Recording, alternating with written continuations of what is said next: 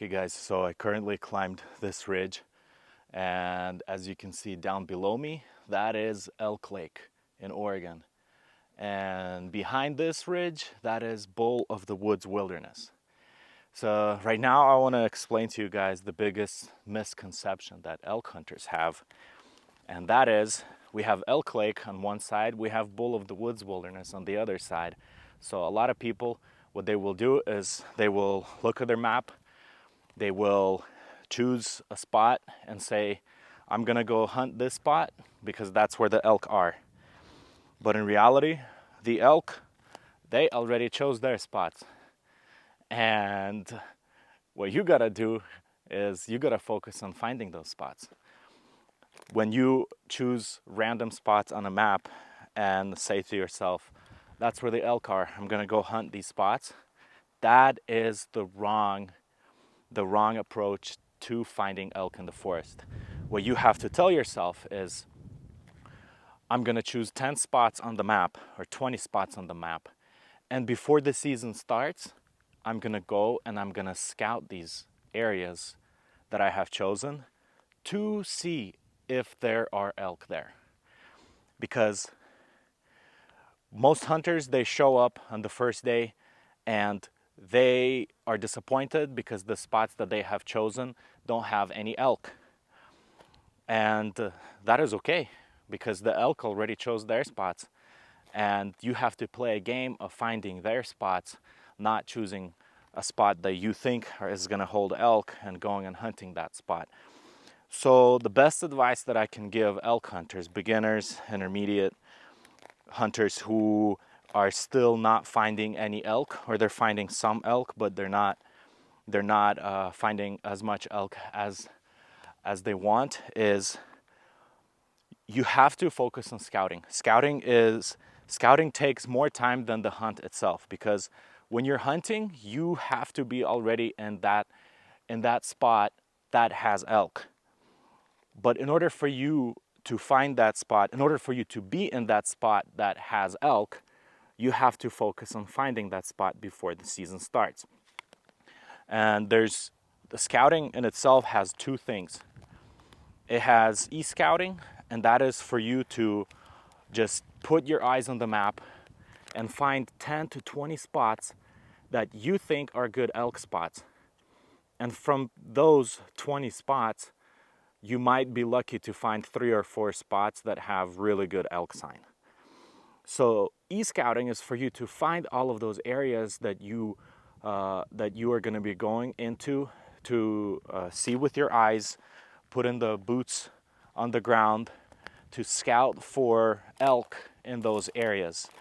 Because if you have not scouted for elk before the season starts, most likely you are not going to be in any of those areas that you have chosen. Most likely you're going to be in areas that don't have elk. So the most important thing and the best advice that I can give people is scouting, because scouting is research. The more information you collect, the more miles you walk through those spots, the more you see, the more you'll be able to understand about that area. Does it have enough elk, or do they not like it? Are you finding elk sign that is there from elk being, all year round, or are you finding only sign of elk that have passed through the rut, and you're finding their rubs, but you're not finding any fresh trails, fresh poop. You're not finding any of their feeding areas. So scouting, it has two parts. Like I said, it has e-scouting and it has the actual boots on the ground scouting. Because when you are starting your hunt, you better be in a place that has elk. I would rather be in a place all season long that has elk versus putting in miles and miles and miles through the forest trying to find those areas. So I do all of my scouting before the season starts, before the first day, before I'm ready to go hunting. I already have like 5 to 7 different spots that have a lot of elk sign, because I've been there before. I've mapped the trails. I know where the access points are. I know which roads to avoid. I know where the elk are gonna cross the roads because they have their favorite spots where they cross the roads. They have their favorite spots where they cross from one canyon to another canyon. As you can see here, we have that mountain over there, and the elk, they go up the canyon as far up as they can, and then they're going to loop over into the next canyon using a saddle. And you can see down below there's a perfect saddle by the lake. And this is what I do before the season starts. I'm gonna put in 100, 200 miles in 5 of those spots, and I'm gonna see myself before the season starts. I need to know, is there elk? Is there enough presence of elk? Am I finding evidence of elk from the previous year? Am I seeing rubs? Am I seeing trails? Am I seeing wallows? Because how I used to hunt is, yeah, I used to just choose a couple of spots on the map, go in there, and I'm not seeing any elk sign. So the most important thing that you can do is collect that data, collect that information, record it on your Onyx maps, record everything you find, and see for yourself, is there elk in that spot that you want to hunt? Because if there's no elk there, if there's not enough elk sign, then no, don't hunt that spot. It's going to be completely pointless. And because the three things that give a hunter success in elk hunting is, first, you have to know the area that you're hunting, because if you have no clue about the area, then you don't know where the animals are going to bed, where they're going to feed, where they're going to transition into a different spot. So you have to know the area, and that you do by doing all of your scouting, e-scouting and boots on the ground scouting. The second thing is you have to understand the animal, because if you don't understand the animal, if you don't understand how the elk move, how they behave, what they think, I call it elk psychology. This is what I teach in my elk hunting class. There's a link to sign up in the description. I call it elk psychology, how they think, how they act, and how they talk. So it has 3 things. First, how they think, it's the patterns that they have developed with their behavior. Where do they move from bedding to feeding? Which roads do they avoid? It's how do they avoid hunting pressure as well as animal pressure. You have to understand that, because you have to understand how they think and how they act. And the final one is how they talk, because if you don't understand anything about elk sounds, bugles, cow calls, when and what to do and what not to do and when not to do it, if you don't understand any of that, then you can be in a really good elk hunting spot, you can be in a really good elk area, but if you're constantly getting busted, if you're constantly getting winded, if you constantly mess up your setups because you're bugling at the wrong time, you don't even know what you're bugling, if that's who you are, then if you're finding yourself in really good elk areas, but you're not finding yourself calling in the elk within range, that means your calling game is weak. And there's simple methods to calling elk, and then there's super complicated. And in my class, I teach the super simple methods that any beginner, if they memorize them, if they practice them, they will be able to call in elk if they do the right sound at the right time and watch for the wind. So in my hunting class, I focus on scouting, teaching people how to do the e-scouting, how to choose 10 to 20 areas that they can go into, that they can hike through those areas or access them by roads and trails. So I teach e-scouting, then I teach a whole process of boots on the ground scouting for you to find those elk hot zones. Because if you're not finding elk hot zones, if you're hunting areas that don't have enough sign, then you might be the best caller in the world. But if you're hunting units that have burned out or have been logged out and the hunting pressure is so high, if you're hunting places that elk avoid, you can be the best caller in the world, you're still not finding any elk. You're probably going to call in more hunters than elk. And the third and final step that I teach in my class is to plan. How do you plan your scouting so that you're not wasting any time? How do you plan your hunting season, day 1, day 2, day 3, day 4? How do you plan all that so you don't waste your time? And the way I do it, I teach this in my class. I have all of my hunting routes already planned ahead of time before the day before the opening day starts, I already know where I'm going for my morning hunt, if I'm coming back to the truck for lunch, where I'm going back to my second part of the day hunt after lunch, where am I going to be for evening hunt. I already have all that. I have all of the routes, the trails planned, because I've been there before. I know exactly how I'm approaching that Elk Hot Zone. I know exactly which canyon I'm going through, and I know exactly how I'm going to get out of there, so I'm not wasting any time. And that's the thing, when you find really good elk hot zones, you might be there one day and there's nothing there because they kind of moved out. And you're going to go to your next elk hot zone. And if there's no elk over there today, you're going to go to your third. And then you can always loop back to your first original spot because you have identified that area. It holds elk consistently. They might not be there today, but they're definitely coming through tomorrow or maybe in a couple of days because it's their favorite spot.